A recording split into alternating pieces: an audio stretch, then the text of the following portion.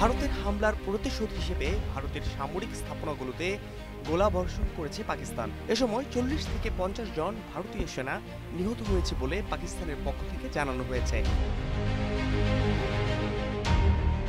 বুধবার ভোররাতে ভারতের বিমান হামলার জবাবে এই প্রতিক্রিয়া জানিয়েছে পাকিস্তান। পাকিস্তানের তথ্যমন্ত্রী আতাউল্লাহ তারার জানিয়েছেন, নিয়ন্ত্রণ রেখা বরাবর ভারতের বেশ কয়েকটি সামরিক স্থাপনাকে লক্ষ্য করে তারা হামলা চালিয়েছে এবং এতে উল্লেখযোগ্য সংখ্যক ভারতীয় সেনা নিহত হয়েছে।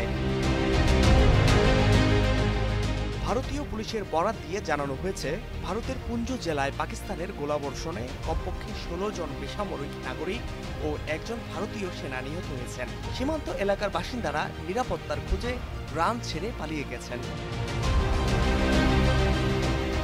এর আগে ফরাসি কর্মকর্তারা জানিয়েছেন, ভারতের মালিকানাধীন অন্তত একটি রাফাল যুদ্ধবিমান গুলি করে ভূপাতিত করেছে পাকিস্তান সেনারা।